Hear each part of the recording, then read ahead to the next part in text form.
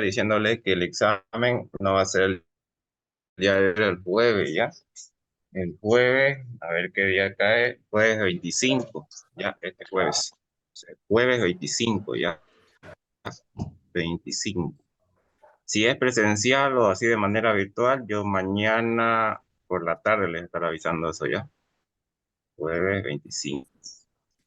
Los temas que van a ingresar son hasta lo que avancemos el día de mañana, ya que no nos falta mucho ya de contenido para este primer examen, pues, pero nos falta un poco más, por eso es que no vamos a darlo el día de hoy.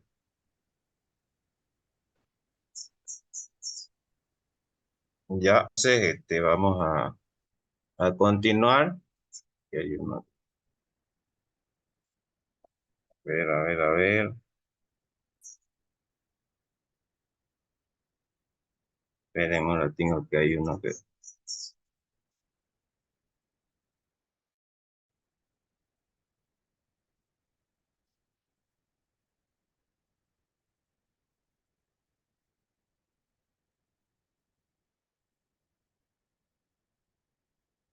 Ya, ahora sí.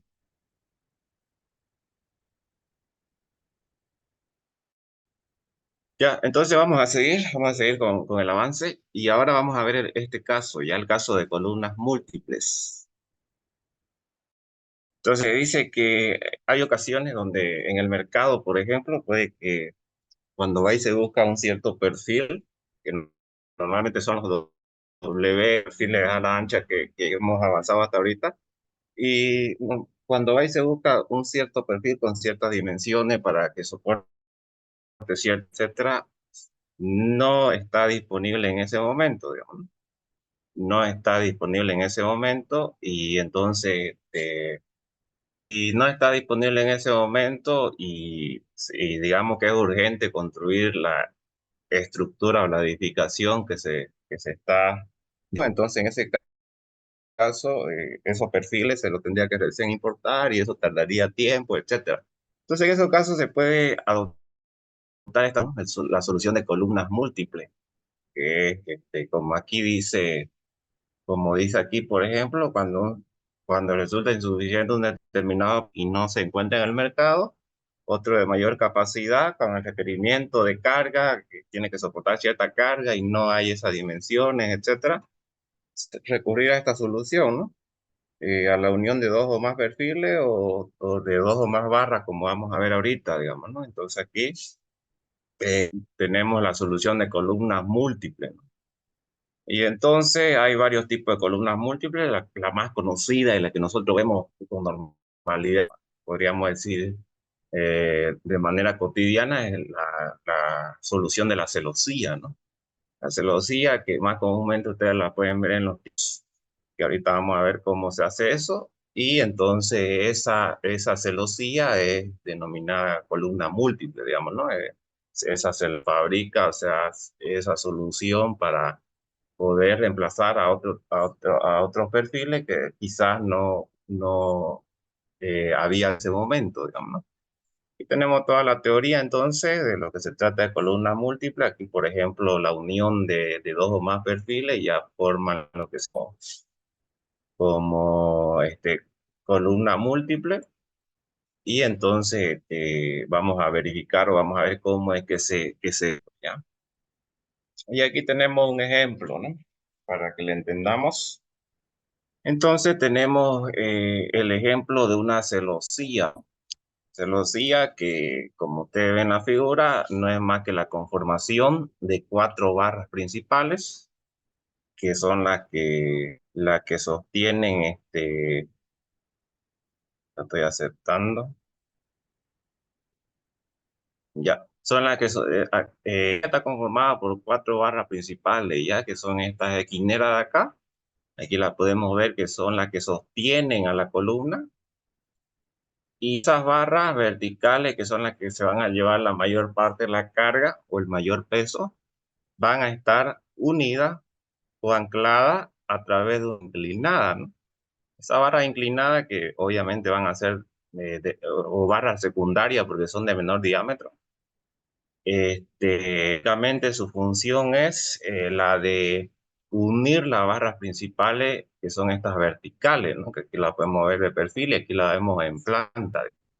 Entonces, su misión principal es la de unir esa barra y tal que se forme un solo conjunto, eso como una sola columna trabajando en conjunto, ¿no? Y entonces lo que vamos en este ejercicio, por ejemplo, dice que tenemos una columna de celos articulada en ambos extremos, sometida a una carga P. Y entonces aquí básicamente lo que no va en este ejercicio es que nosotros determinemos, para empezar, el diámetro de la barra principal. El diámetro dice, ¿no? Esa va a ser una incógnita. Luego, una vez determinado el diámetro de la barra, que son circulares, obviamente, vamos a determinar el diámetro de las barras inclinadas o más conocidas como celosía, ¿no? A eso, una celosía. Son estas barritas inclinadas que también nos va a interesar conocer su diámetro. Si bien su misión principal es la de unir las barras, pero también ellas se diseñan para soportar un cierto porcentaje de la carga, que vamos a ver ahorita a cuánto corresponde. Y entonces esta columna dice que va a estar sometida a una carga de 59.220, ¿no? Coeficiente de mayoración ya directamente 1,32. Y vamos a ver cómo se resuelve esto. Entonces, solución. Primero, barras de las barras principales, son estas esquineras que yo les mencioné acá, ¿no? Y cuando vamos a dimensionar el diámetro de la barra, vamos a hacer dos verificaciones para ese diámetro. Una primera verificación es por elemento, vamos a calcularla por elemento, ¿no? Y para empezar el cálculo tenemos que preguntarnos qué tipo de celosía es, porque pueden existir dos tipos de celosía, que son la celosía doble y la celosía simple. Para saber si esto es considerado una celosía doble o una celosía simple, tengo que fijarme la separación que tienen las barras principales, es decir, esta separación A de esa barra, ¿no? Aquí, por ejemplo, es 20 centímetros. Entonces me fijo en esa separación y me vengo a lo que dice acá la teoría. Entonces la teoría me dice lo siguiente. Me dice que cuando la separación ya está como S, pero ustedes la pueden denominar como A, digamos que yo he puesto ahí. Cuando esa separación es menor o igual a 15 pulgadas, 15 pulgadas, un poco más de 30 y algo centímetros, esa celosía es considerada como una simple, ¿no? Cuando tenemos este caso, donde la separación sea menor o igual a 15 pulgadas, que en centímetros, tanto, 30 y tanto, ustedes ya lo sacan, ¿no? Y cuando la separación entre las columnas principales es mayor a 15 pulgadas, dice que la celosía es considerada como una celosía doble, ¿no? Que generalmente pocas veces se ve el caso de doble, porque generalmente esa distancia entre columnas principales no es muy larga, digamos, ¿no? Más que de espacio, porque las columnas se prefiere que sean lo más angostas posible, en cuestión de espacio útil que va a tener la estructura, etcétera. Entonces el caso más común es este, ¿no? El celosía simple. ¿Y para qué nos va a interesar eso? Fíjense que dice que cuando la celosía simple, las barras inclinadas, las que principales, van a tener un ángulo de inclinación, ahorita lo vamos a ver, pero lo vamos a entrar en contexto aquí, van a tener un ángulo de inclinación con respecto a la vertical, con respecto a la vara vertical, de 60 grados. Cuando es simple,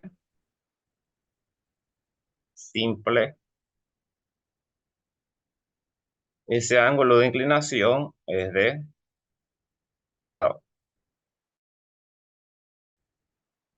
Y cuando la celosía es considerada doble, ese ángulo de inclinación de la barra, de la barra inclinada a la vertical, dice que es, cuando es doble, dice que es 45 grados.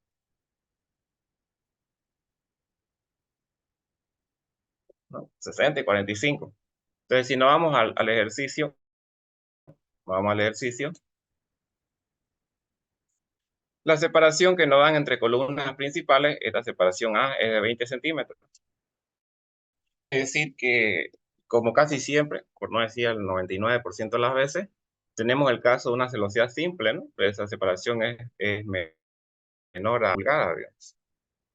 Entonces, ya yo tengo como dato que el ángulo de inclinación de la nada con respecto a la vertical va a ser de 60 grados. Para eso me interesa conocer si es celosía simple o celosía doble. Y este es el caso de una celosía simple, o sea, una celosía que va en una sola dirección. Si tu celosía doble, la celosía doble va en dos direcciones, es decir, sería algo así, doble, ¿no? En dos direcciones, reforzada de manera doble, digamos, sí. Ahí sería la celosía doble, por eso se llama doble, porque es reforzada en ambos lados, ahí, ¿no? Pero, como yo les digo, es raro el caso de una celosía doble, porque esta separación A no supera los 30 centímetros, digamos, ¿no? Que es lo que se quiere, porque si es mayor a 30 centímetros ya sería una columna muy ancha, digamos. Eso conllevaría a quitar el espacio útil de la estructura donde se va a poner esa celosía, cosa que no se quiere lograr, no se quiere tener, porque en una estructura lo que más se busca es tener el mayor espacio de utilización posible, ¿no? Pero si tendríamos el caso de una celosía, serían ahí, digamos, ¿no? O sea, reforzada en ambas direcciones, quiere decir eso, ¿no? Pero no en nuestro caso y no va a ser si nunca en nuestro caso, sino vamos a tener celosía simple. Bien, una vez ya definido que tengo celosía simple, fíjense que ya tengo acomodado que el ángulo de inclinación de la barra inclinada con respecto a la vertical es 60 grados, porque tengo celosía, obviamente, ¿no? Entonces, ahora lo que me va a interesar a mí conocer es la separación que hay o la distancia que hay de nudo a nudo donde se unen esta celosía a la barra vertical, o sea, la separación de los nudos, ¿no? La L', si nos venimos por acá, por ejemplo, a continuación lo que tienen que determinar es la separación entre nudos, ¿no? Y esa separación entre nudos le llama como L'. Esa separación es la que tenemos que determinar entonces. ¿Cómo la determinamos? Pues ahí voy a poner L'. Ya tengo como dato 60 grados de inclinación. Y a continuación tengo como dato esta separación A, que no es ni más ni menos que la separación que hay entre columnas principales, ¿no? Entonces esa separación me da de dato es 20 centímetros. Y entonces yo puedo lograr determinar esta de acá. Entonces, aquí puedo ver que se conforma un triángulo rectángulo, ¿no? Así de esta manera. Aquí tengo A, esta distancia sería esta A de acá. Y la otra distancia, la mitad de la longitud L', ¿no? L' sobre 2, sería esta de acá. Y es lo que ustedes tienen aquí representado, digamos, ¿no? Este triángulo. Y entonces vamos a tener a 30 centímetros, esta distancia de acá, y esa distancia de ahí, que es L' sobre. Entonces ya yo, por trigonometría, puedo lograr determinar esta L', ¿no? Decimos que tangente del ángulo es igual al puesto, que es a 30 sobre el cateto adyacente, que es L' sobre 2, ¿no? Y de ahí despejan el estima. Ya tienen la distancia que hay de nudo a nudo, ¿no? Entonces sería 23,03 centímetros. Y bien, una vez determinada esa L', a continuación vamos a decir que estamos haciendo la verificación por elemento, entonces yo solamente tengo que analizar una sola barrita de columna, ¿no? Es decir, como son cuatro y la carga esta de acá se reparte para las cuatro, entonces si yo quiero analizar analizando por elemento, entonces esa carga total la tengo que dividir entre cuatro, ¿no? Que es esto que ustedes ven aquí, para analizar una sola, para ver el comportamiento de una sola, por eso dice verificación por elemento. Entonces, esa carga la divido entre cuatro, porque son cuatro columnas, tenemos la carga para un solo elemento, ¿no? Y bien, una vez ya determinado eso, determinado L', determinado un solo elemento, a continuación ya procedemos a hacer los pasos que conocemos para columna, ¿no? Primero, calcular la EBEL-TES. Sabemos que la EBEL-TES es igual a radio, factor de vínculo por longitud sobre radio de giro, ¿no? Factor de vínculo, aquí ustedes ven que yo puse 1. ¿Por qué puse 1? Porque esos tramos o esa columna cuando se analiza por elementos, solamente se lo tiene que tomar como articulado articulado, es decir, si nosotros observamos la deformada que va a tener estas cuatro columnas, así de manera individual, vamos a observar que se produce algo así, ¿no? Un viboreo de esta manera. Tiene forma, ¿no? O sea, la trayectoria va así en forma de víbora. Lo que quiere decir que los nudos o las verticales lo que hacen es articular los nudos. O sea, no le permiten movimiento, pero sí le permiten giro. Y eso nos dice que esos nudos se van a comportar de manera articulada, es decir, son apoyos articulados, ¿no? Voy a representar esto, que está mal cosa, pero es algo así, ¿no? Ahí,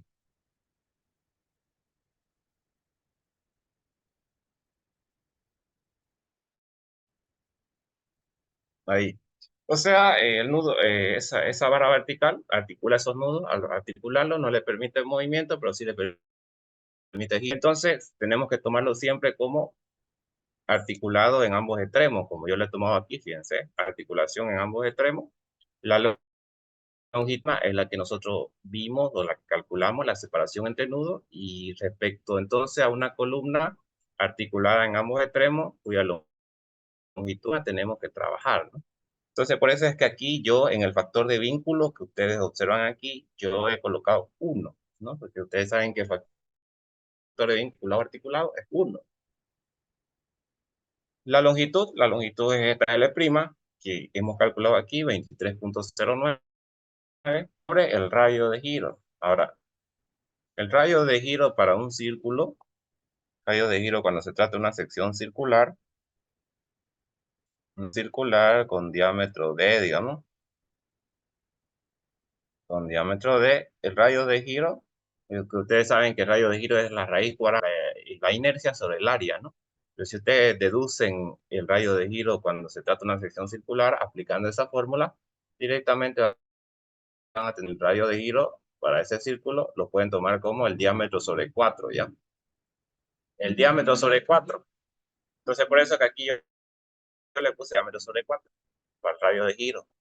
Y todo eso lo dejan en función del diámetro, que es desconocido, digamos, no conocemos, ¿no?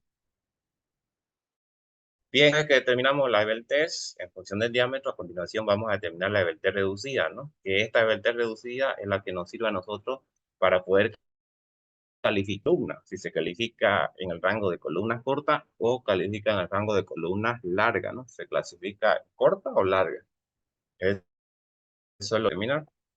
Entonces, aquí reemplazamos la EBEL-TES, sabemos que la EBEL-TES reducida es igual a 0.011 la EBEL-TES, reemplaza ya tiene la EBEL-TES reducida, ¿no? Entonces, al tener la EBEL-TES reducida, ya nosotros podríamos clasificar esa columna, ¿no? Podríamos entrar, que yo les mencioné en la última clase, a las tablas esta gráfica, ¿no? Que es la que nos sirve para clasificar la columna. ¿Y qué decíamos, cuando la LT reducida es menor a 1.5, nos encontramos en este rango, que es el rango de cortas, ¿no? Y entonces cuando nosotros teníamos ese rango de columnas cortas o esa clasificación corta, sabíamos que la tensión crítica de Pandeo la calculábamos con esta fórmula de aquí, ¿no? Y cuando teníamos una VT reducida mayor aún, nosotros nos encontramos en este rango de acá, que es el rango de columnas largas. Y sabemos que para ese caso, la crítica de Pandeo la calculamos con esta fórmula de acá, ¿no? Eso fue lo que yo les mencioné en la última clase cuando hicimos elemento a compresión. Eso mismo criterio es el que tenemos nosotros que aplicar aquí, ¿no? Sin embargo, aquí, al no ser conocida la vertical, que la vertical reducida está en función del diámetro, entonces lo que yo tengo que hacer es adoptar un rango. Y con esa voy a determinar el diámetro. Una vez determinado el diámetro, voy a verificar si lo que yo adopté está correcto o no está correcto.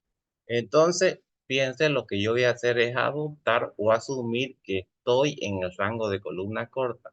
No sé si está bien o está mal explicar cuando determine el diámetro, pero lo adoptamos.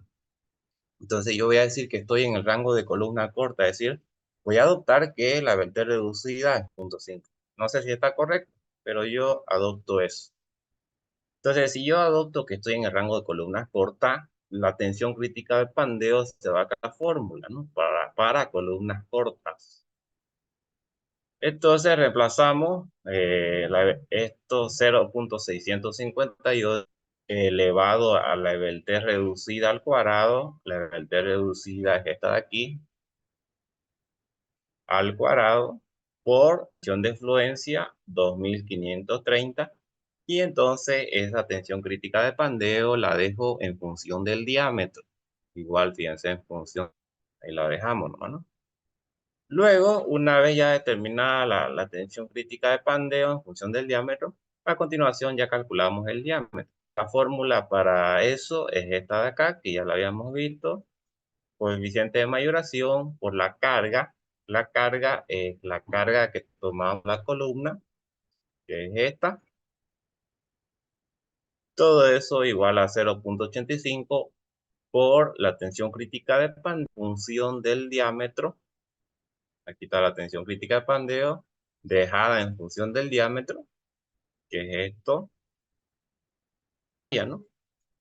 El área de una columnita, como son columnas circulares, el área para un círculo es pi al cuadrado sobre 4.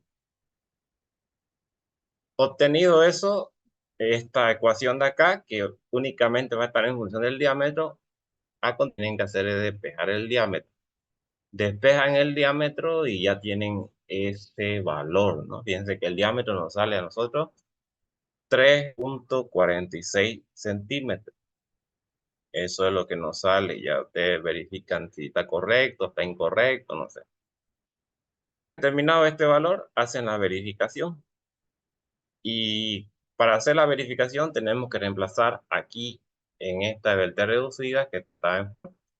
Y fíjense que sale 0.294, ¿no? Reemplazamos el diámetro que era incógnito ahí y nos sale 0.294. Es menor, lo que quiere decir que está correcto lo que hemos asumido. Si no, si aquí el valor me sale mayor a 1.5, quiere decir que no está bien lo que yo asumí aquí y tengo que asumir el otro rango, que sería el rango de columnas largas, que más adelante vamos a ver, hay un caso que nos sale así, ¿no? Pero aquí fíjense cumplió, entonces cumple, está correcto. ¿Qué quiere decir? Que lo que yo y la fórmula que ocupé para la tensión Pandeo está correcta, ¿no? Después vamos a ver un caso en el que no cumple, pero aquí ya no cumple, está bien nuestro cálculo del diámetro, ¿ya? Entonces, de esta manera es como tenemos que realizar cuando no conocemos la información de la delta reducida y por consiguiente no sabríamos cómo clasificar esa columna. Entonces hay que adoptar, ¿no? Hay que adoptar un rango. Primero se adopta el de columnas cortas. Si aquí no me cumple, se va al de columnas largas, ¿no? Sigamos entonces. Es esta verificación por elemento. También tengo que verificarlo por conjunto. Es decir, las 4 columnas trabajando de manera conjunta, ¿no? Entonces ahí tenemos las 4 columnas ya separadas todas hacia A, la distancia A que vale 20 centímetros, y ya trabajamos con respecto al conjunto, que quiere decir una columna ya completamente toda articulada en ambos extremos con una longitud de 0.5 metros, en lo que ustedes ven aquí, articulada en ambos extremos con una longitud de 3.5 metros, 350 centímetros, lo mismo. Y entonces a continuación nos va a interesar establecer las propiedades geométricas del conjunto. Geométrica, pues, el área, que como son 4, y el diámetro ya lo vamos a tomar como conocido, a tomar este diámetro que calculamos aquí por elemento, y vamos a ver si efectivamente ese diámetro es el correcto, va a ser capaz de tomar la carga de 53.000 que estamos dando como dato. Y lo que tenemos que hacer aquí en la verificación por conjunto es determinar la capacidad que desarrollan las 4 en función a este diámetro de 3.46 que ya lo hemos calculado, digamos, y comparar esa capacidad con la carga máxima que soportan estas 4 columnas con este diámetro con la carga total que se le aplica. Y vamos a verificar si efectivamente este diámetro es el correcto o necesitamos redimensionar otra vez el diámetro, ¿no? Entonces, propiedades obvias, ¿no? 4 porque son 4, ya estamos trabajando en función a las 4. Pi por diámetro es 3.6, no 3.46, no, 3 centímetros. Pi por diámetro al cuadrado sobre 4. Y entonces ahí tenemos la inercia con respecto al centro de gravedad, ¿no? La gravedad se concentra, para el conjunto se concentra en la parte, ¿no? El medio. Entonces sabemos nosotros que tenemos esta fórmula para el cálculo del centro de gravedad, ¿no? Inercia con respecto al centro de gravedad es igual a la inercia de la figura que estamos considerando más el transporte de inercia. El producto por eh, la distancia de esa figura al centro de gravedad total al cuadrado, ¿no? Esta es la fórmula de Steiner, ¿no? La fórmula de los ejes paralelos para la determinación de inercia. Sin embargo, en este caso, como esta distancia, ya las distancias son un poco largas nomás, digamos, cuando tenemos así verificación en conjunto, cuya distancia ahorita son largas, y además que las figuritas son pequeñas, porque obviamente estas son barritas de diámetro pequeño, no grande, digamos, generalmente menor a 5 centímetros. Entonces podemos decir que este primer término siempre es despreciable, lo podemos apreciar, digamos. Tiene valor, pero en comparación con este otro es prácticamente despreciable. Entonces por eso es que este de aquí se lo obvia, que en este caso de estos círculos, las columnitas circulares, este sería pi por diámetro a la cuarta sobre 4, ¿no? Tiene su valor, pero podemos despreciarlo, porque es insignificante comparado con este otro de acá. Por eso es que ustedes aquí ven que yo la inercia solamente utilizo este para determinar esa inercia y no el de pi por diámetro a la cuarta sobre 64, ¿no? Entonces, vamos esto de aquí. Entonces, ¿qué nos dice esto? Nos dice que vamos a determinar el área de tor A sobre 2, ¿no? Sin embargo, acá nosotros podemos simplificar esto de acá, o seccionando esto. Fíjense que la distancia que hay entre el centro de gravedad del conjunto y cada una de las figuras es a medio, ¿no? La gravedad está en el medio, por lo tanto, si yo tengo acá a medio, en esta dirección para esta, por ejemplo, a medio y a medio dirección, ¿no? Es decir, esta cae en el punto medio, entonces me va a interesar conocer la distancia que hay desde el centro de cada figura, de cada al centro de la gravedad total, ¿no? Y es por eso que sale este a medio que ustedes observan ahí, ¿no? ¿Y eso para qué me va a interesar establecer para determinar esta DI, ¿no? Porque DI no es más que la distancia del centro de la figura al centro de la... Por eso que acá yo tengo A sobre 2, ¿no? Que es esa DI, digamos, al cuadrado. Ahora, el área. El área es esta de acá que ustedes observan, 40,715, que ya considera a las 4, ¿no? Porque esto ya lo multiplicamos por 4. En realidad esto sería este de aquí, esa ahí que ustedes ven, sería 4 veces el diámetro el área de las columnas, ¿no? Porque como son 4 figuras, ahí se tiene que considerar las 4. Entonces esta área ya consideraba las 4. Y tenemos a inercia, ¿no? La inercia. Sale este valor que ustedes observan ahí. Entonces, establecidos esos dos, el área de inercia, a continuación calculamos el radio de giro, que es la raíz cuadrada de la inercia sobre el área, ¿no? La inercia sobre el área. 10 centímetros. El test, la del test, factor de vínculo por longitud sobre el radio de giro, ¿no? Factor de vínculo 1 por articulado. La longitud 3,5 metros o 350 centímetros sobre 10, ¿no? Que es 35. Calculamos la EBT reducida, entonces 0,011 por la EBT, que es 35, y me sale 0, lo que quiere decir que ese valor es menor a 1,5. Entonces estamos clasificando esto o entra en el rango de columna corta, ¿no? Si entra en el rango de columna corta, la tensión crítica de pandeo la calculamos con esta fórmula, 0,658 por la EBT al cuadrado por la tensión de fluencia, ¿no? Y entonces nos da ese valor de ahí.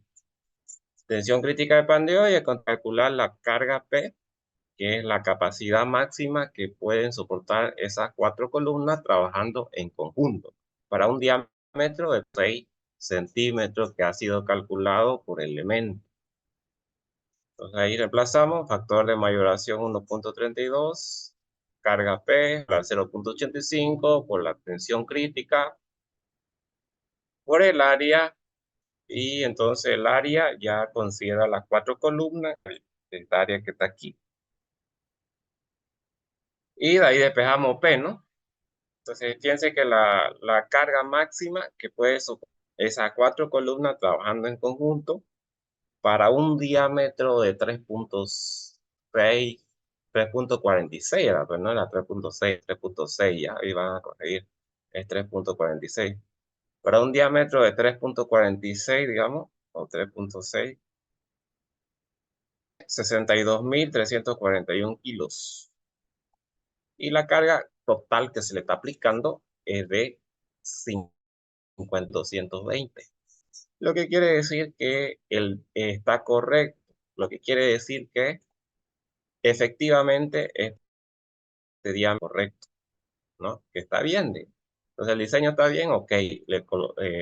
Colocamos este diámetro para la barra principal. Si aquí me sale esto, si este valor de aquí de carga, que es la carga máxima, hemos calculado, ha salido menor a esto de acá, quiere decir que el diseño no está correcto, y por consiguiente yo tendría que diseñar ese diámetro para el conjunto, es decir, ya poner como el diámetro como incógnita aquí y hacer lo mismo que hicimos acá, asumir, etcétera, y diseñar el diámetro.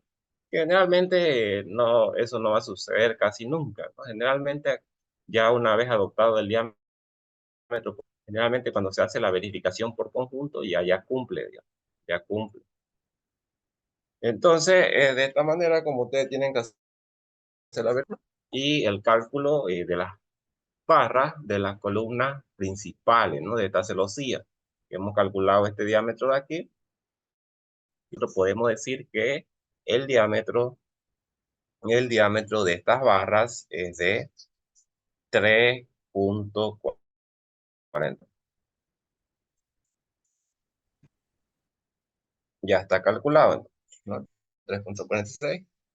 Ahora vamos a calcular o el diámetro de las barras inclinadas, ¿no? De las barras secundarias o las barras que unen las principales, que son estas líneas que ustedes ven acá. Y entonces vamos a ver a cuánto vale eso. Vamos a denominar D' ese diámetro. Ya será a continuación. Aquí está, cálculo de la celosía, que es la barra inclinada, digamos, ¿no? Que esas son las que se denominan. Y para dimensionar el diámetro de esa barra inclinada, para empezar, prácticamente no tiene ninguna responsabilidad resistente, ya, resistir carga. Su función principal es la de unir las barras principales, las verticales, unir esas barras verticales, pero sin embargo sí se utiliza una cierta carga aplicada horizontalmente para diseñarlas, que se considera que esa carga horizontal con la que vamos a diseñar estas inclinadas es el 2% de la carga total. Es decir, la fuerza horizontal aplicada en los nudos donde se unen esas barras, vamos a considerar como el 2% de la total. O sea, el 2% de esta carga que nos da el problema, ¿no? Ahí digo. Entonces vamos a proceder a diseñar con ese 2% de la carga total, ¿no? Que el 2% de la carga total es, si ustedes sacan 84,4, ¿no? Para esa carga que nos ha dado ahí. Bien, ahora, primeramente nos va a interesar conocer la longitud de cada una de las barras, ¿no? Es decir, esta longitud L, que en este caso viene a ser la longitud de esta barrita inclinada de nudo a nudo, ¿no? De nudo a este nudo. Y ahora su longitud. ¿Y cómo determino eso? Lo mismo, ¿no? Ya tengo yo como la separación A, que es de las barras verticales, esa que vale 20, ¿verdad? ¿No? Fíjense aquí yo le puse 30, eso también vamos a corregir ya, es 20, no es 30, ¿no? O es 30, porque está 20. Es 20, ya eso igual hay que corregir, es 20. O sea, es cuestión de reemplazarlo, ¿no? Entonces hacemos lo mismo, ¿no? Tenemos un triángulo rectángulo conformado aquí y tengo un triángulo rectángulo con A 20 o 30. La cuestión es que es A y digamos, es la distancia A. Y aquí tenemos este cateto correspondiente a L' sobre 2, ¿no?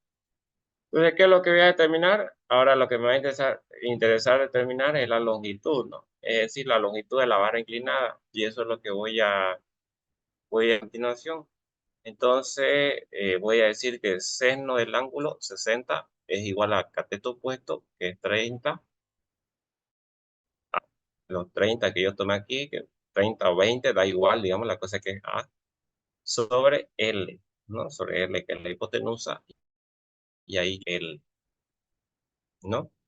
Bien, ya determiné la longitud de la barra, entonces me va a interesar la longitud.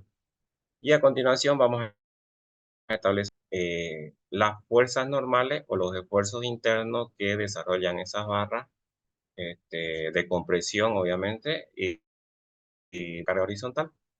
Que para determinar eso analizamos el nudo, ¿no?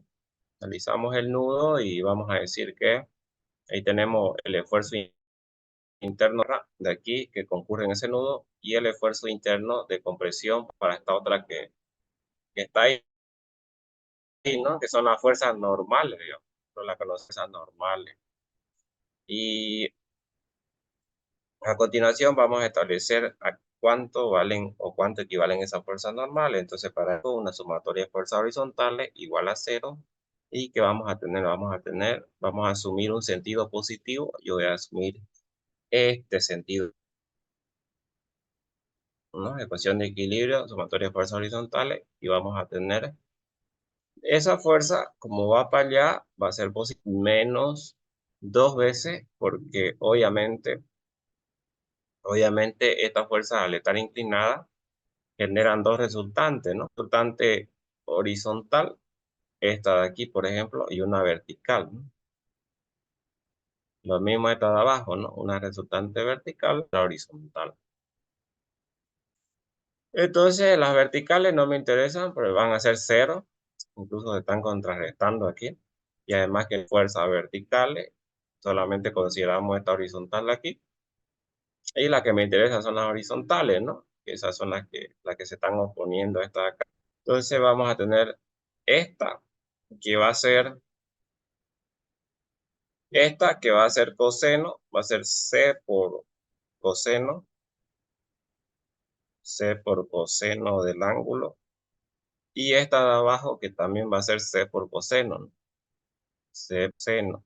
Siempre la resultante que está con el ángulo o acompañada con el ángulo es coseno, y aquella que no está con el no. Por ejemplo, aquí seno sería esta vertical, ¿no? Esta vertical sería seno, C por seno del ángulo alfa, digamos, ¿no? Lo de abajo. Y las que están acompañadas con el ángulo son coseno. Obviamente, ustedes saben que yo de dónde saqué este 30, pues como esto se forma un ángulo rectángulo, y aquí hay 60, entonces para lograr conformar los 90, aquí tiene que haber, ¿no? Por eso de ahí sale ese 30 que yo he sacado aquí, ¿no? Por eso sale 30 aquí. Entonces, al considerar las fuerzas horizontales, como tengo esta y van a ser iguales, porque obviamente las barras son iguales y agarran el mismo esfuerzo y todo. Entonces, por eso es que aquí, para considerar ambas, 2 le pongo, ¿no? 2 por coseno de 30 por C. Bien, una vez ya planteada la ecuación, a continuación ustedes tienen que despejar C. Despejan C y le va a quedar ese valor de ahí, 603,8 kilos. Y en función a esa fuerza es que vamos a dimensionar el diámetro para esa barra. Entonces, lo mismo, ¿no? Esto es el mismo paso que hicimos para cuando verificamos, calculamos la otra, ¿no?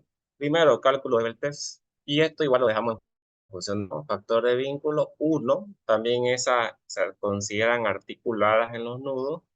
Entonces aquí articulado aquí y articulado acá ya. Una longitud de 23,03 centímetros, ¿no? Es decir, esta la consideramos articulada extremo, ya con apoyo simple o articulados, así, ¿no? Apoyos articulados en ambos extremos. Ahí. La longitud era la longitud que calculaba 23,09 sobre el radio de giro para un círculo diámetro sobre 4. Un diámetro sobre 4. Entonces, hacemos esa operación y dejamos todo en función del diámetro. Ya, entonces la vertemos en función del diámetro, porque no lo conocemos, digamos, desconocido. Y a continuación establecemos la verte reducida, ¿no? 0011 de esa verte.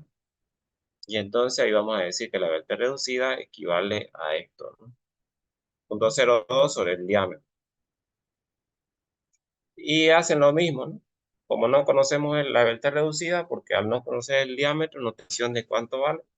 Por consiguiente, no sabemos si esa columna o si esa barra está trabajando como columnita comprimida, obviamente, cada en el rango de columna corta o en el rango de columnas largas. Entonces, al no conocer, yo tengo que adoptar. Adopto columna. Entonces, de adoptar columna corta, la tensión crítica de pandeo equivale a esto, 0,658 por la verte reducida al cuadrado, por influencia, ¿no? 2530. Y hacen lo mismo, ¿no? Ahí lo dejan en función del diámetro. Y a continuación ya reemplazamos en la fórmula general y de ahí vamos a despejar el diámetro. El diámetro, y fíjense que me sale 1.168, lo que quiere decir que el diámetro tentativo es este, pero tengo que verificar si ese diámetro está correcto o no está correcto. Pues reemplazo en la vuelta reducida, que equivalía a esto de aquí. Reemplazan el diámetro y ese valor, si está correcto lo que ustedes ven aquí, que asumimos columna corta, entonces tiene que caer en ese rango, ¿no? Y fíjense que cumple, porque es menor a 1.5, quiere decir que lo que hemos asumido aquí está correcto, por consiguiente, este diámetro está correcto.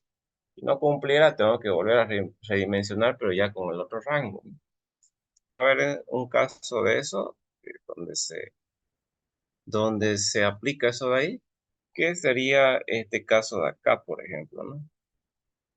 Fíjense este ejercicio, este ya es un ejercicio que hemos visto en la primera clase cuando trabajamos con las vigas, pero ahorita lo que me conocer o calcular una columna para el apoyo central.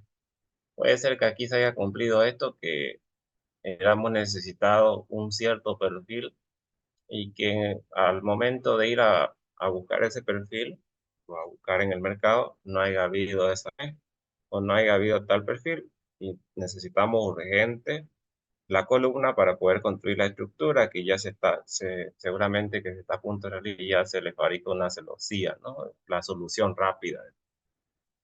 Entonces vamos, a continuación lo que vamos a hacer es lo mismo, vamos a dimensionar esta celosía para la polla. Entonces si a ustedes le dan un ejercicio así, donde tienen una viga sostenida por 3 columnas, donde una de todas pueden ser, pero una de ellas es una columna de celosía. Vamos a aprender cómo podríamos dimensionar esto.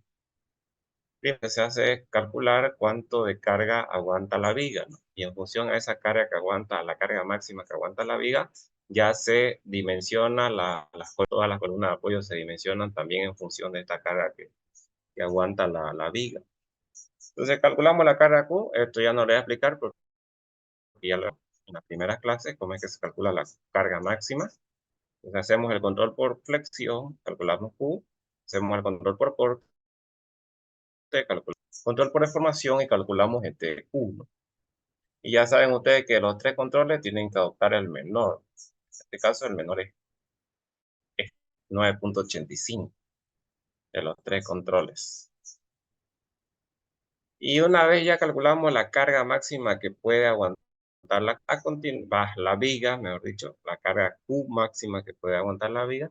A continuación, en función a esta carga, hay que dimensionar las columnas. En este caso, me va a interesar dimensionar la columna del apoyo central. Es decir, la columna de este apoyo, que es la que se los voy a diseñar. Entonces, para poder diseñarla, tengo que ver cuánto de carga le llega. Y la carga que le llega, obviamente, es la misma reacción de apoyo. Es decir, la reacción en este apoyo, que sería el apoyo, en el apoyo B, y esa va a ser la carga que le llega, ¿no? Vamos a decir, la reacción en B, cuando yo tengo este tipo de viga continua, ya está dada, es igual a 1.25 de la carga por la longitud. Esa es la fórmula, 1.25 de la carga por la longitud. Entonces, una vez ya determinado eso, 1.25 de la carga por la longitud, determinamos entonces esa reacción, ¿no? Que sería ese 1.25 de la carga por la longitud del tramo, que es 6 metros o 600 centímetros, lo que nos dio el problema, ¿no? Sale la carga, ¿no? La carga P, para dimensionar esa celosía, la carga P, ¿no? Y hacemos proceso que yo les indiqué hace rato. Las dimensiones de la celosía ya se las tiene que dar aquí. Por ejemplo, aquí nos decía, eh, no nos dio aquí, pero en todo caso a ustedes el ejercicio les tiene que dar A ya. A, que ya saben que es la separación entre principales, siempre nos va a dar esa información, cuánto vale A, digamos, ¿no? Aquí yo, por ejemplo, en este ejercicio adopté 30 centímetros. centímetros. Eso va a ser dato del problema, ¿no? Entonces, con esos 30 podemos clasificar si es celosía simple o doble. En este caso es celosía simple, ¿no? Porque es menor a las 15 pulgadas que teníamos como rango para ver si es celosía simple o celosía doble. Una vez que determino que es celosía simple, ya puedo saber la inclinación del ángulo y todo el proceso es el mismo, ya expliqué arriba. Hacemos la verificación por elemento, dividimos la carga entre 4, porque son 4 columnas, y el mismo procedimiento, ¿no? Determinan L', la distancia que hay entre nudos, y a continuación proceden a dimensionar, ¿no?, el diámetro. Dejan la VT en función del diámetro, la VT reducida igual en función del diámetro, y una vez ya dado nación como no conocemos la VT reducida porque no conocemos el diámetro, van a asumir un rango, ¿no? Asumimos que estamos en el rango de columna como inicio, y para poder determinar la tensión crítica de Pandeo, cuya fórmula es esta para columnas cortas, lo dejamos en función del diámetro. Entonces, una vez que está en función del diámetro, aplicamos la fórmula, que es esta, y ya ahí lo conocido va a ser el diámetro. Y despejan el diámetro. Y una vez ya dado el diámetro, verificamos si lo que asumimos aquí es o no. ¿Cómo lo verificamos? Pues reemplazando ese valor en EBT reducida. Aquí. El diámetro que ya es conocido, lo reemplazamos. Y nos sale este valor. Entonces quiere decir que está correcto. ¡Pum! Está bien. Está bien lo que asumimos acá. Y esta columnita se clasificaba en el rango de columnas cortas.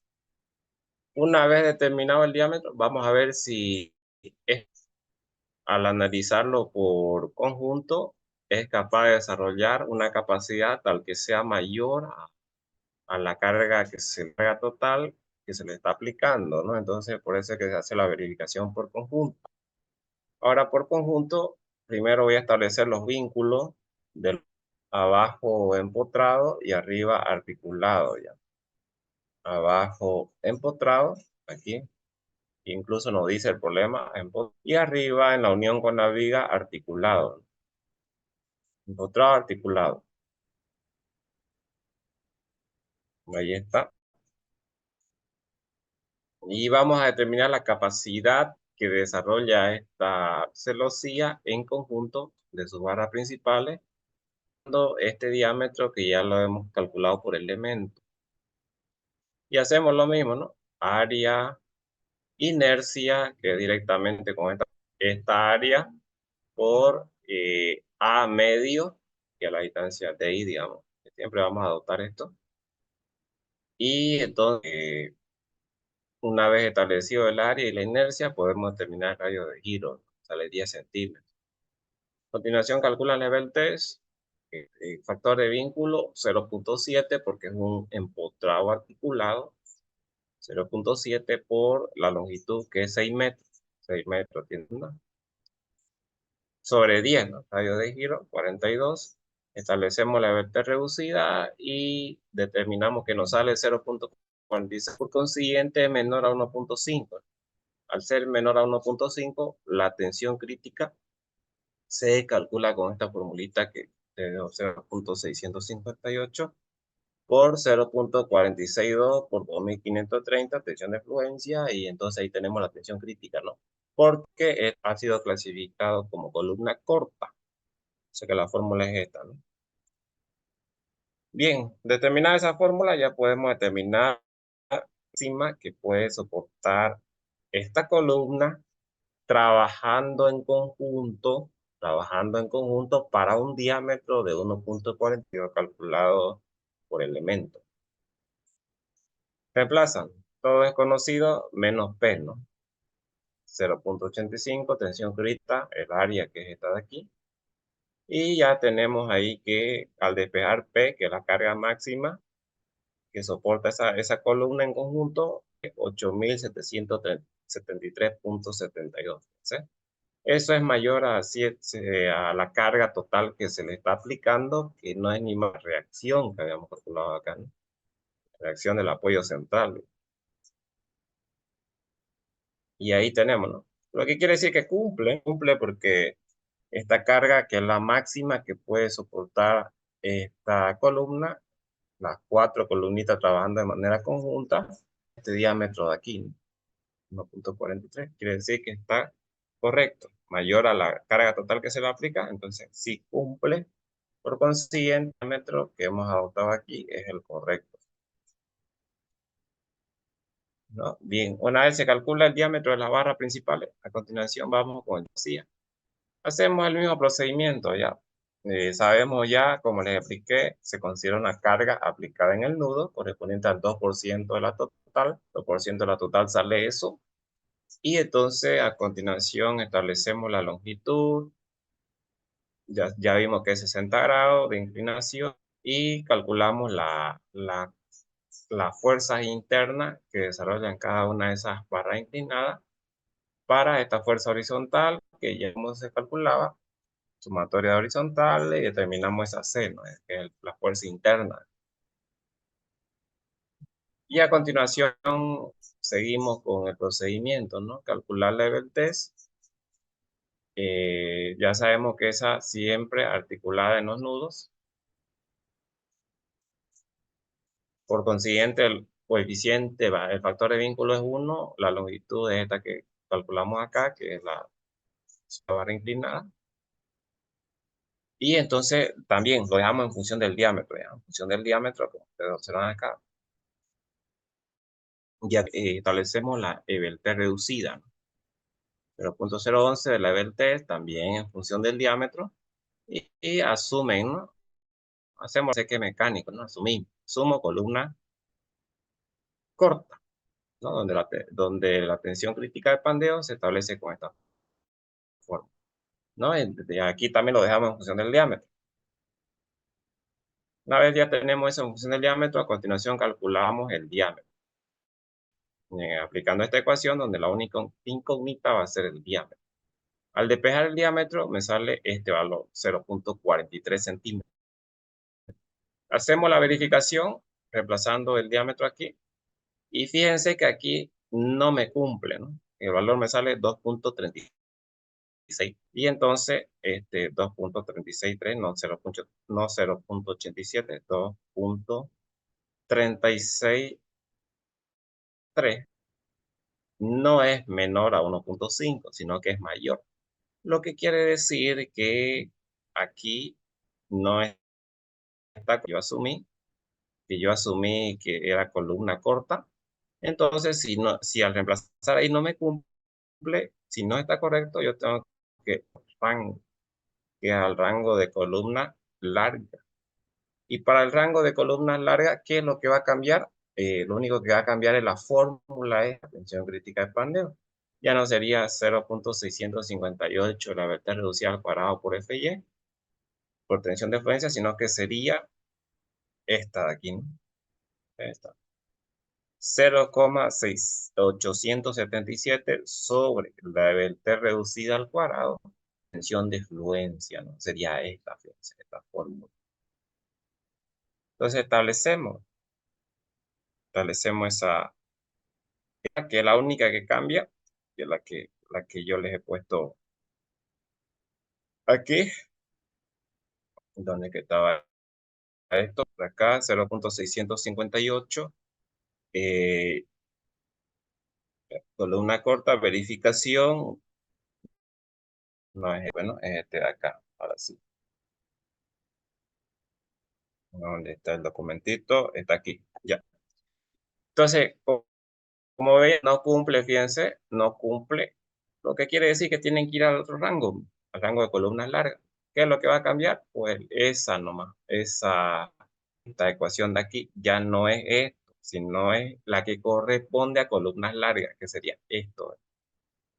0,687 sobre la EBT reducida al cuadrado, donde la EBT reducida es esta de aquí, por la tensión de fluencia 2530 por el área. Y ahí la incógnita va a ser el diámetro. Despejan el diámetro, 4 centímetros, y al momento de reemplazar en el T reducida, hacen la verificación. Y ahora sí cumple, fíjense, ahora sí cumple. Entonces, vieron, si es que no cumplen un rango, ya hay que adoptar el otro. Lo único que va a cambiar es la fórmula, o sea, esta de aquí. Y entonces, de esa manera ya proceden a hacer esa verificación. De esa manera proceden a ustedes a hacer esa verificación y todo eso. Entonces, este ha sido el caso de columnas múltiples. Si ustedes tienen columnas múltiples, de esta manera es como se ha dimensionado. Y a continuación vamos a ver de manera un poco más rápida, para que en la próxima clase abordemos eso.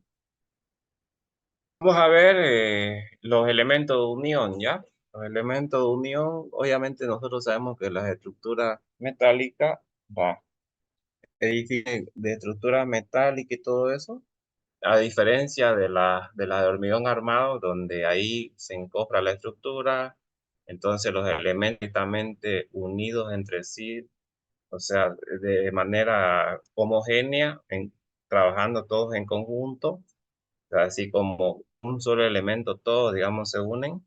Sin embargo, acá, como estas estructuras metálicas ya están prediseñadas, o sea, ya se llevan diseñadas a la estructura, lo que hay que hacer es unirla a través de elementos, ¿no? Estos son los elementos de uniones, que pueden ser unión con perno o pueden ser unidadura, puede soltar. Entonces, vamos a aprender cómo es que se diseña, por ejemplo, en el caso de que la unión sea perno.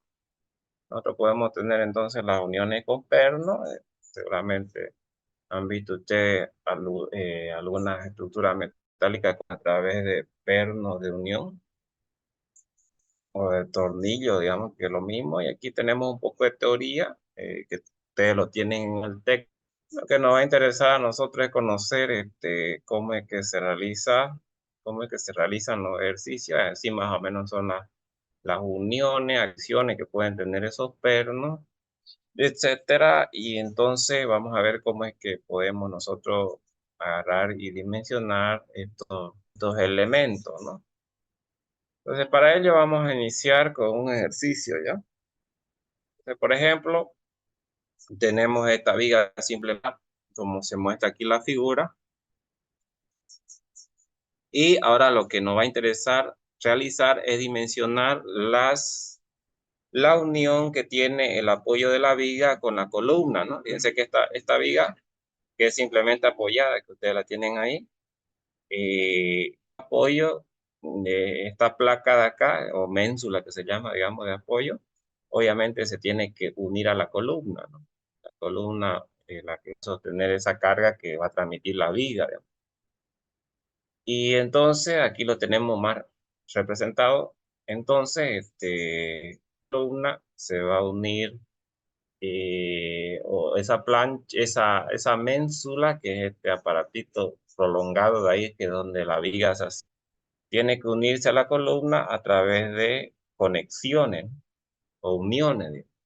Esas uniones son estas uniones con pernos, que puede ser disposición de 4 pernos, como ustedes ven ahí, o puede ser disposición de 3 pernos, como vemos acá. Acá, por ejemplo, tenemos una fil, cómo es que se pone eso, cómo es que se da esa unión, ahí la tienen ustedes en ambos lados. Entonces, esa ménsula, esta placa de aquí, va por dentro del ala de la columna. Fíjense, aquí está el ala de la columna, esto es vista en perfil, columna. Va por dentro y ahí es donde se coloca los pernos de conexión. Se coloca los pernos de conexión, ¿no? Que aquí están ya vistos a ambos lados. Entonces, vamos a ver cómo es que se dimensiona la conexión, ¿ya? Entonces, este ejercicio nos va a pedir que nosotros, obviamente, determinemos primero la carga Q, cuánto vale la carga Q máxima que aguanta la viga, y en función a esa carga Q que aguanta la viga, que tiene 6.5 metros y que además corresponde a un peso WF35, determinemos cuánto es el diámetro de los elementos de conexión, es decir, cuánto de diámetro tienen que tener estos pernos necesarios para poder resistir la carga máxima que se le va a imponer o que soporta la viga. Entonces, una vez calculada la carga que soporta la viga, lo que hay que hacer es establecer la reacción. Que esa reacción que tiene el apoyo, obviamente si lo esquematizamos acá, esa viga va a estar así, simplemente apoyada. Entonces, sabemos que el apoyo va a tener una reacción, obviamente. La reacción en ADE. Si es que a este apoyo, apoyo A, y a este apoyo, apoyo B.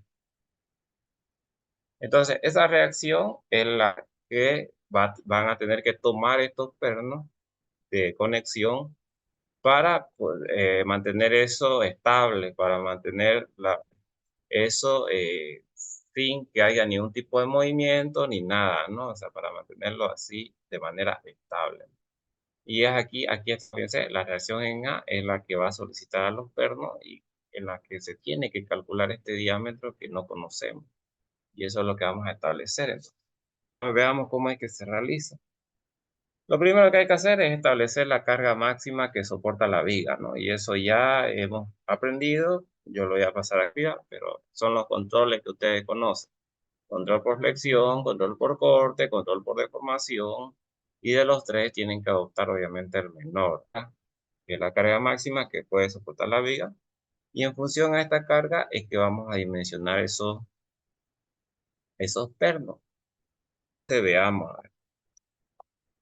Una vez establecida la carga, ya, y como yo les mencionaba, esa viga que tiene 6.5 metros, a continuación lo que hace es ser la reacción del apoyo, ¿no? La reacción que va a ser igual a la carga por la longitud sobre 2. ¿Ya? Entonces ahí tenemos ya la reacción. Una vez terminada la reacción, a continuación vamos a calcular la carga que vamos a establecer para los pernos.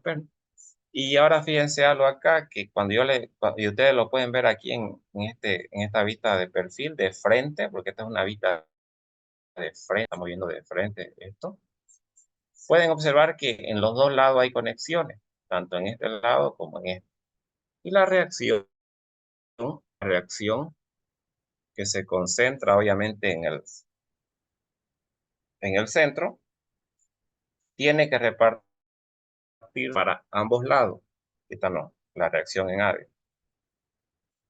Entonces, esa reacción tiene que repartirse tanto para este lado como para este. Entonces, lo que quiere decir que esa reacción se reparte aquí y se reparte acá, ¿no? Entonces, yo, obviamente, diseñando un solo lado de conexión, ya tengo el otro, ¿no? Entonces, como esto de acá voy a poner P ya, que es la carga que va a solicitar a cada perno. Para este lado va a ser A sobre 2. Esta es la mitad. Si esta reacción total se reparte para ambos, entonces la mitad para este y la mitad para este lado. Lo mismo aquí, ¿no? R sobre 2. Ahí, ¿no? Entonces, por eso que acá ustedes ven,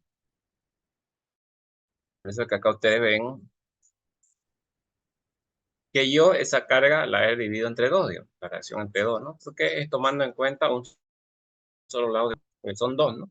Y esa reacción se divide entre los dos. Por eso es ella. Por eso es que aquí esta reacción que calculan acá ya la dividen entre dos. Ya tienen que, vamos a necesitar para dimensionar esos pernos de conexión. Y bien, una vez que ya tenemos eso, a continuación vamos a hacer un esquema o lo que se conoce como diagrama de cuerpo libre, mostrando la fuerza que se desarrollan en el interior del perno, de los pernos, para poder resistir o tomar esta carga, ¿no? Esta carga que hemos establecido aquí. Entonces, esquematizamos así, colocamos 4.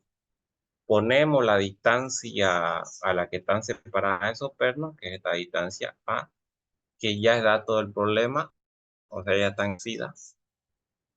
Fíjense, aquí nos dice que A vale 10 centímetros, donde A es la distancia horizontal de esos pernos, distancia vertical de esos pernos. ¿No? Eso es A. Entonces, a continuación, establecemos el centro de gravedad, como esto es, esos cuatro pernos están equidistantes, o sea, separados de manera igual entre sí, y quiere decir que se forma una figura como que cuadrada, puede ser que sea rectangular o cuadrada, digamos, como en este caso, donde el baricentro o el centro de gravedad total se concentra en el medio, ¿no? Para un cuadrado o para un rectángulo, donde está el centro de gravedad al medio, ¿no? O sea, a la mitad de ancho. Entonces, establecemos el centro de gravedad y fíjense que esa carga que le transmite esa carga que le transmite la viga, va a tener una cierta distancia con respecto al baricentro del grupo. Esa cierta distancia es esta E que ustedes ven acá, que es la excentricidad ya, que también es dato del problema. También es un dato del problema, que es esta cantidad que ustedes ven acá o que vemos aquí, 15, fíjense, 15 centímetros. Y por eso es que ustedes ven ahí esa distancia de 15, que no es más ni la distancia que hay entre la fuerza y el centro de gravedad del grupo de pernos que está en el medio, ¿no? Bien, a continuación vemos lo siguiente. Para empezar, tenemos que entender que esta carga, al tener una ciencia con respecto al baricentro del grupo, lo que va a hacer es transmitirle o generarle un efecto de giro. Es decir, le va a transmitir un momento de giro, un momento flexionante o momento de giro. O sea, va a tender a hacer girar.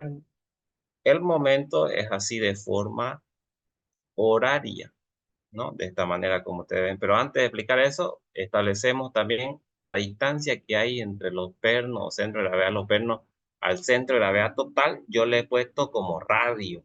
Es decir, estas R que ustedes ven acá son distancias que hay desde el centro de los pernos al centro de gravedad total. A eso le he denominado radio. Ya, son estas R. Eso también hay que establecerlo. Tienen esos radios, por esa distancia que hay, ¿no? Entonces, dicho eso, sigamos. Yo les decía que esta fuerza, al tener una inercia con respecto al centro de gravedad total, lo que va a hacer es generar un efecto de giro. O sea, dado de esta manera, ese momento que no va a ser más que la fuerza P por la excentricidad, digamos. Momento, fuerza por distancia. Entonces, ese va a generar un efecto de giro a esa conexión, digamos. Va a tender a hacer girar.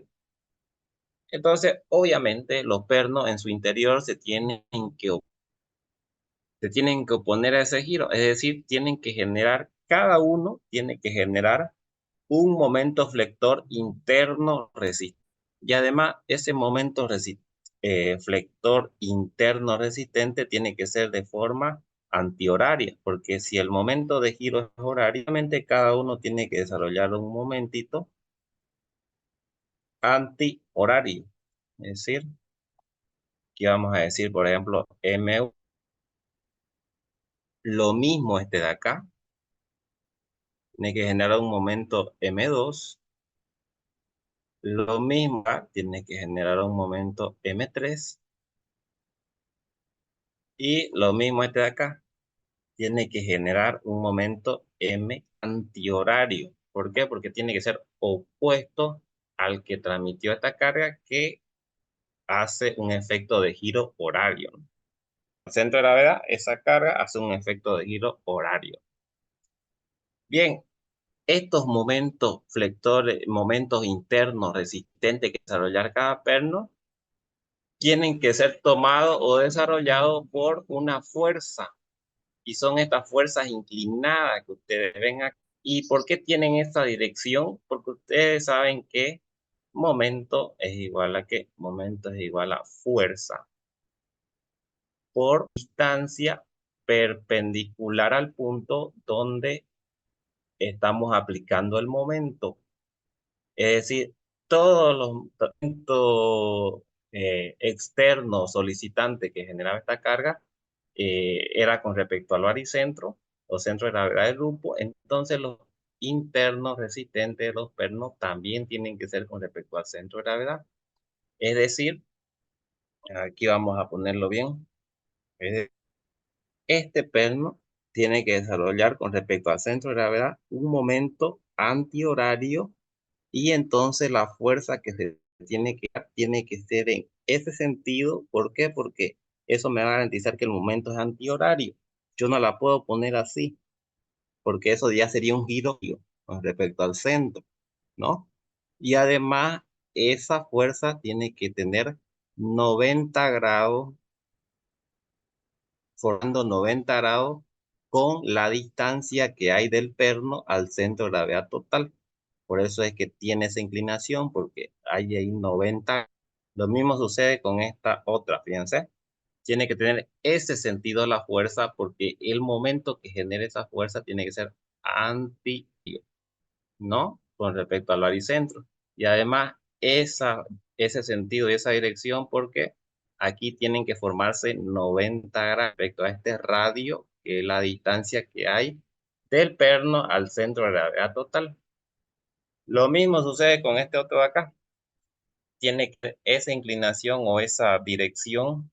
¿Por qué? Porque tiene que garantizar que el momento opuesto que genera ese perno es antihorario. Y lo mismo aquí, 90 grados. Fíjense, o sea, las fuercitas que ustedes ven con negro aquí son las que desarrollan el momento interno que se tiene que oponer a esto. Lo mismo esta, ¿no? Fíjense, esta F4. Es esa dirección porque va a ser antihorario opuesto a este horario de aquí. Y además tiene que formar 90 grados esa fuerza con respecto a la distancia que hay del perno al centro de gravedad total, ¿no? Entonces, por eso que esas fuerzas que ustedes ven con negro, que son las que desarrollan lo interno de cada perno para oponerse al giro que le tiende a hacer esta P de 1238, son las que desarrollan los momentos, ¿no? O sea, las fuercitas con negro, son ellas las que desarrollan los momentos de los pernos, que a su vez, como son fuerzas inclinadas, van a dividir en dos, ¿no? Una horizontal y una vertical, que son las que ustedes ven con azul acá. Resultante, las que dicen FX son resultantes horizontales en X, las que dicen FY son resultantes verticales en Y. No, pues esas son ni más ni menos que las resultantes de las fuercitas inclinadas que toman los momentos, ¿no? Por eso es que ustedes ven aquí otras fuercitas con azul, que son las resultantes tanto horizontal como vertical. Bien, ahora ha sido entonces el esquema de fuerza que se desarrollan en el interior de los pernos para tomar este momento, para tomar el momento de giro que le tiende esta fuerza de acá debido a la excentricidad, ¿no? Pero también tienen que aparecer fuercitas internas que se opongan a la fuerza vertical. Esta que ustedes vieron con negro que yo expliqué son las que se oponen al momento, al giro. Pero también aquí hay un esfuerzo vertical, es decir, una fuerza vertical, ¿no? Que es esta P de acá. También esta P que también va a generar un efecto, pero de movimiento vertical, digamos, ¿no? Pero también se va a tender a bajar verticalmente. Entonces, esa fuerza vertical también tiene que ser tomada por fuercitas internas y son estas con rojo aquí, que se tienen que oponer directamente a la vertical. Esta, esta y esta. Es decir, en resumen, debido a esta fuerza de acá, que tiene una excentricidad con respecto al baricentro, aparece un tipo de fuerza en cada perno. Una que se opone al momento o al giro, que son las fuerzas que ustedes ven con un negro aquí, y otra que se oponen al movimiento vertical, o sea, directamente a la vertical, que son estas que ustedes ven con rojo aquí. Solamente esas dos, ¿ya? Una oponiéndose al momento o al giro, y otra oponiéndose al movimiento vertical, que es la que vemos con rojo aquí nosotros en este esquema. Entonces, esta que ustedes ven con azul acá, esta que vemos con azul acá, son nomás las resultantes de la nada, ¿ya? O sea, ustedes saben que está inclinada, genera dos resultantes, una horizontal y una vertical. Ni más ni menos eso. Bien, establecido todo el esquema de fuerza, todo dado acá y entendido cómo es que se da esto. A continuación yo tengo que establecer el perno más cargado o cuáles son los pernos más cargados, es decir, los que van a soportar más carga, digamos. Entonces, eso lo establezco mirando nomás el esquema de fuerza. Entonces, si yo llamo, por ejemplo, y eso es lo que he hecho, yo llamo a este perno número 1, perno número 2, perno número 3, perno número 4. A ver, así a simple vista, a ver, por punto de participación, ¿quién me dice cuál es el perno o cuáles son los pernos que van a tener que desarrollar más esfuerzo interno? Vendría ¿Quién? A ver, ¿será el 1, el 2, el 3 o el 4? sí, Tauro ¿Qué, ingeniero, qué el dice? 1 y el 4 ingeniero. ¿Por qué? ¿Cuál es su nombre de usted? Tauro ingeniero, Nicole, ¿no? porque son los Borga pernos Masai más Nicole, ¿no? cargados. Pero, sí, Está bien, Nicole, ya tiene punto de participación, ¿ya? Obvio, el 1 y el 4. ¿Por qué? A ver, porque son los más cargados, como decía la compañera, y son los más cargados. Porque las fuerzas verticales se suman, tienen la misma dirección. Entonces, la fuerza, esta composita que toma el cortante vertical, esta que está con rojo, se van a sumar. ¿Por qué? Porque tienen sentido igual, o sea, el mismo sentido. Van a... En cambio, fíjense en el 2 y en el 3. La componente esta tiene dirección a la de acá, es decir, están opuestas, lo que quiere decir que ahí se van a restar. Al restarse, la componente vertical es menor para estos pernos, es decir, el esfuerzo vertical para esos pernos va a ser menor. El horizontal se mantiene, ¿no? Que esta componente horizontal para todos, digamos, pero hay que fijarse en las verticales. Esta, al ser opuestas, entonces el esfuerzo vertical para este va a ser menor.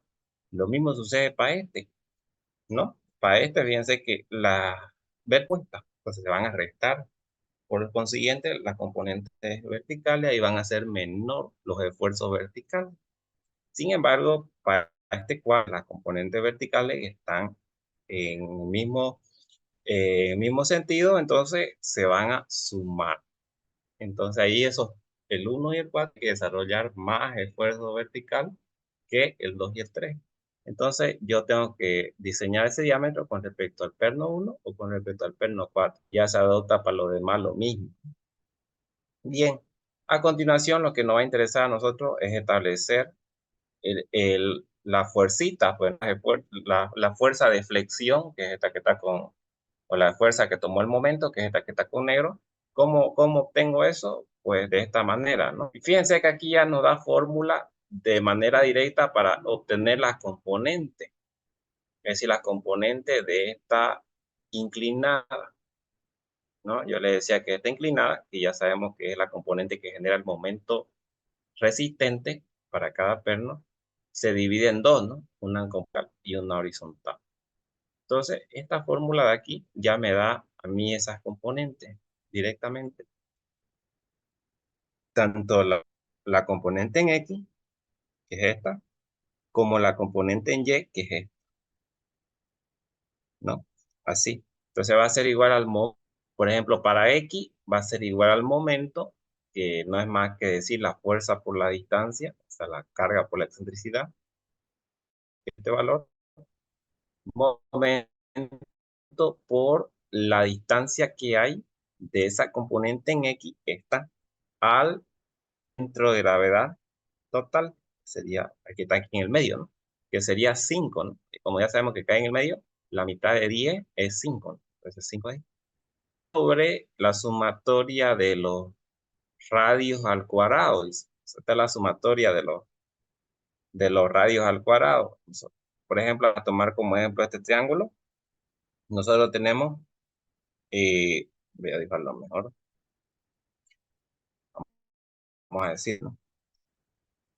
Tenemos ahí formado un triángulo rectángulo. O sea, estoy tomando esto de aquí, este triángulo rectángulo de aquí, donde aquí tengo el radio, por ejemplo, el R1, ¿no?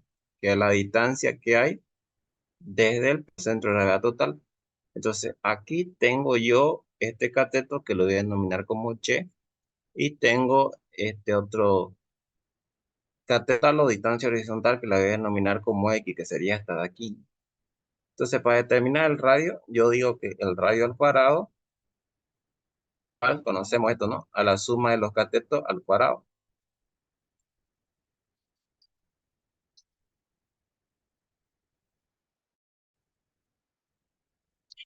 ¿No? Entonces, este denominador de acá es la suma de todos los radios al cuadrado, R1 más R2 más R3 más R4, y eso es lo que vamos a establecer tanto para determinar X como determinar Y, lo mismo, ¿no? Ya esta fórmula está dada, digamos, hay que aplicarla. Ya está dada, hay que aplicarla, y vamos a ver cómo se determina. Comencemos entonces. Vamos a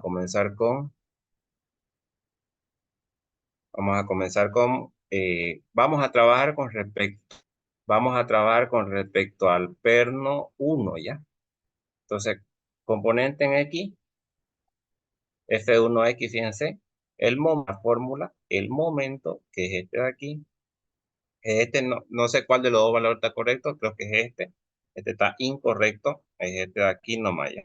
Momento 18.523, entonces ese momento por la distancia que es de esa componente al centro de gravedad total, que son los 5, sobre la sumatoria de los radios al cuadrado, es decir, como son 4, 1, 2, 3, 4, para considerar todo directamente yo lo pongo por 4, ya vimos que los radios al cuadrado es igual al cuadrado, ¿no? Es decir, x al cuadrado más y al cuadrado, ¿no? Y vale 5 y x también vale 5, ¿no? Porque la separación en x es 10, entonces la mitad, para la separación horizontal aquí es 10, la mitad, que sería este x, es 5, ¿no? Lo mismo en y, es 10, la mitad sería 5, que sería y, por eso acá 5 al cuadrado más 5 al cuadrado, ¿no? Es decir, x al cuadrado más y al cuadrado. Y así de esa manera determinan la componente x, la componente tal, ¿no? F1X, que me sale este valor, fíjense. Vamos con Y, la componente Y. Lo mismo, aquí está la fórmula para la componente, que sería el momento, que es este que ustedes ven aquí, por la distancia X, que no es ni más ni menos que decir la distancia de esa fuerza con respecto al centro de gravedad, que es estos 5 centímetros que ustedes ven aquí. Por eso acá ven 5.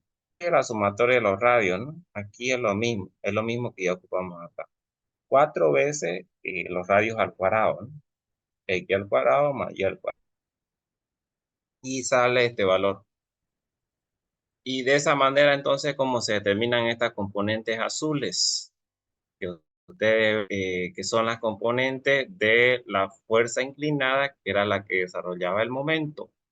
Pero también aparece otra fuercita, que es la que toma impide el movimiento vertical, que es esta que ustedes ven con rojo aquí para cada perno.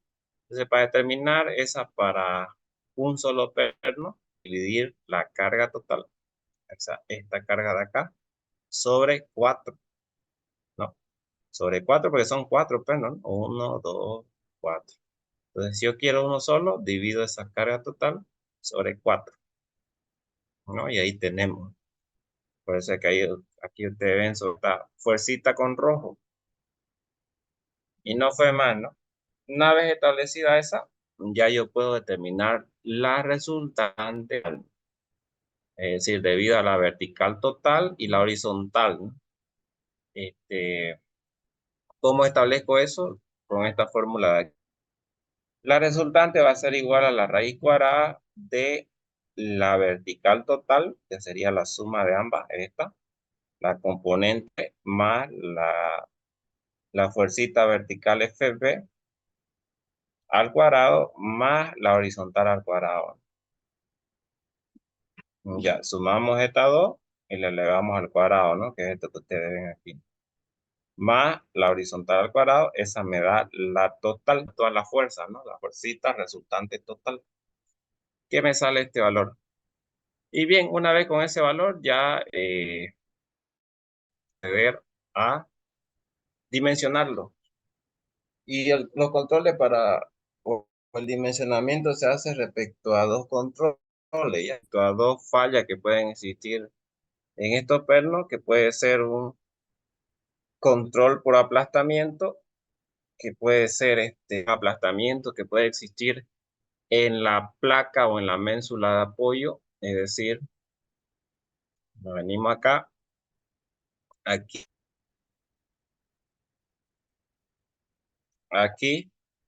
va a existir o puede existir un aplastamiento hacia el apoyo que tiene un espesor, ¿cuánto nos da el ejercicio? De 1,27 centímetros. Puede ser que esta separación de aquí no sea lo suficiente como para resistir esto y esta placa se puede aplastar, es decir, se puede quebrar o aplastar o fracturar ahí a dirección, digamos. En ambos casos va a ser lo mismo. Entonces, si yo observo la superficie de aplastamiento, y lo vamos a ver acá, es algo así más o menos, el área de aplastamiento, ¿no? Ahí, donde esto, acá lo voy a,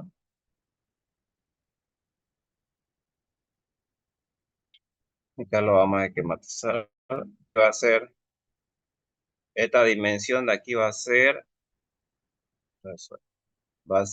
el espesor T de la placa, y este de acá va a ser un espaciamiento mínimo que tiene que existir desde el borde del perno hasta el borde de la placa, esta ménsula, que es una placa metálica, obviamente, que más como 3 veces el diámetro. 3 veces el diámetro del perno como mínimo, esa separación, para que no exista ese riesgo de aplastamiento, digamos, ¿no? O sea, esta dimensión de aquí, desde el borde del perno hasta aquí, hasta el borde de la placa, 3 veces el diámetro. Siempre va a ser así, ya, pero para que usted más o menos ese control por aplastamiento. Es decir, existe el riesgo latente de que la que falle sea la ménsula, esta de apoyo que conecta la viga con la columna, y eso debido a una fractura o que se quebre esto y así ya bajo eso, pues nada más, digamos. ¿Qué quiere decir? Que el área de aplastamiento, que es esta que ustedes observan, es igual a el espesor de la placa, que aquí la hemos mencionado como sub cero, la menciona placa T sub 0 1,27, ¿no? Es lo mismo vamos a hacer, digamos. T sub 0, T sub 0, no T prima, T sub 0 por 3 veces el diámetro. Ese es el área de aplastamiento. T sub 0 por 3 veces el diámetro. ¿Ya? Entonces, por eso que acá, cuando hacemos el control por aplastamiento, donde estaba, acá está. Cuando hacemos el control por aplastamiento, la fórmula general que ustedes conocen, obviamente es coeficiente de mayoración por la carga igual a coeficiente de minoración por la resistencia última. Aquí se tiene que usar la resistencia última, 4080 para el acero de la placa por el área de aplastamiento. Entonces, coeficiente de mayoración 1.44, que ya es el que establecimos más arriba cuando calculamos la viga, por la carga, que es esta resultante que hemos calculado aquí, esta, igual a coeficiente de minoración cuando se trata de controlar el aplastamiento de 0.75 por esto de aquí, que nosotros hemos observado acá, es 3 veces el diámetro, ¿ya? Aquí vamos a poner este área de aplastamiento, hace ratito lo establecimos, aquí era igual, ese área de aplastamiento era igual a 3 veces el diámetro por T sub 0, ¿no? Marín, ya se lo expliqué de dónde sale eso. Y entonces eso es lo que ustedes ven acá. Ese 3 es debido a este 3 de aquí. Este 1.27 es el T sub 0, o sea, el espesor de la placa, que ya es problema, que es 1.27. Y este D es el diámetro del perno, ¿no? Y este 4080 que ustedes ven aquí es esta FU, la tensión para el acero de la placa, que siempre es 4080. Es ahí donde ustedes ven que sale esta fórmula. Este 0.75, coeficiente de minoración, 0.75 cuando controlamos aplastamiento, ¿ya? Y entonces de ahí despejamos nosotros el diámetro, 0.10 por aplastamiento. Pero también tenemos que hacer, fíjense, ha sido la verificación posible fallo debido a esa fractura o a ese resquebrajamiento que puede haber, eh, o esa fractura que puede haber en la ínsula que une la viga con la columna. Y a continuación ya tenemos que controlar el corte de los pernos, ¿no? Controlar que no sean los pernos por corte, ¿no? Porque puede ser que sean estos pernitos, puede ser que pernitos lo que fallen o lo que se vengan abajo por si se pueden fallar al cortante. Y entonces esos son lo que hay que controlar, ¿no? Ese es lo que hay que controlar, que no sean los pernos los que fallen por corte. Y la fórmula para controlar el corte es esta de aquí, 144, coeficiente de mayoración por la carga, que es esta, ¿ve? Que está aquí, igual a 0.65, que es coeficiente de minoración cuando ya controlamos el corte del perno, por aquí ya entra la tensión última, pero la tensión última de los pernos. La tensión última de los pernos, que vamos a decir que esta tensión última para los pernos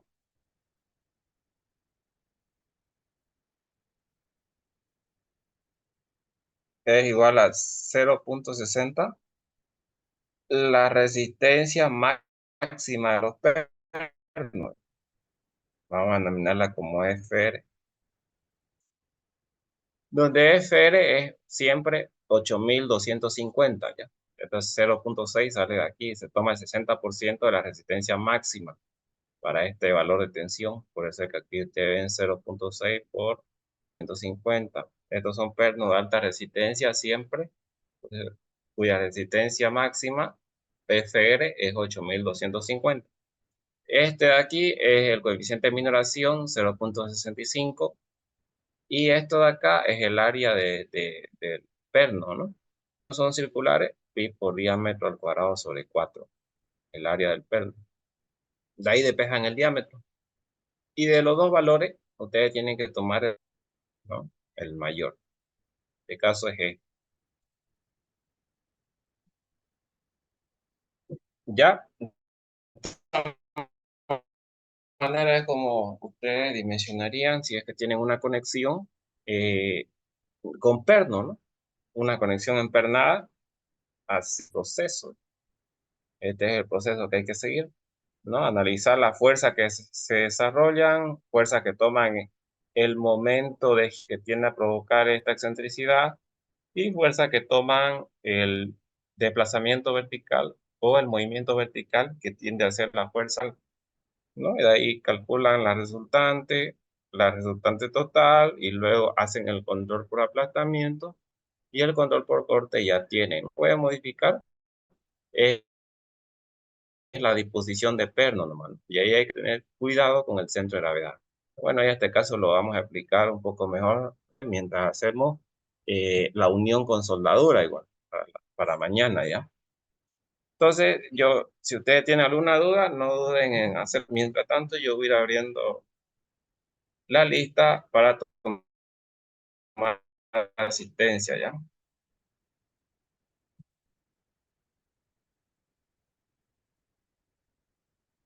Ver, está lista, ¿no? Está lista.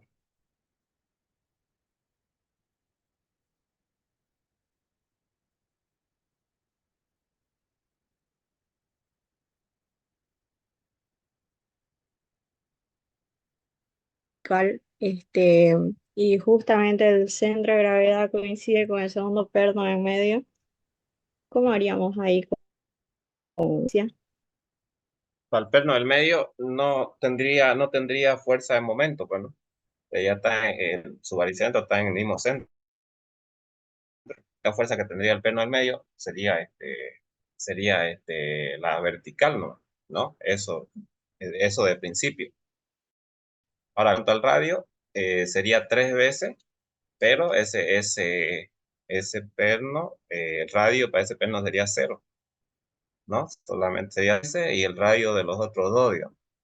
R1 al cuadrado, R2, digamos que el perno del medio que usted dice que está en el baricentro, sea el 3, digamos, por decir, ¿no? Entonces, 3 veces R1 al cuadrado, más R2 al cuadrado, más R3, que es 0 al cuadrado, digamos. O sea, no, prácticamente eso. Ya, pero así, de todos modos, mañana igual les voy a explicar un poco más de eso. Así más o menos, no sé si lo entendió un poco. Sí, mejor verlo en gráfico? Gracias, ingeniero. Ya, mañana voy a continuar con eso, con desarrollo de más disposición de perno y ahí lo vamos a ver ya. Entonces, ahí quedamos, nos vemos el día de mañana ya.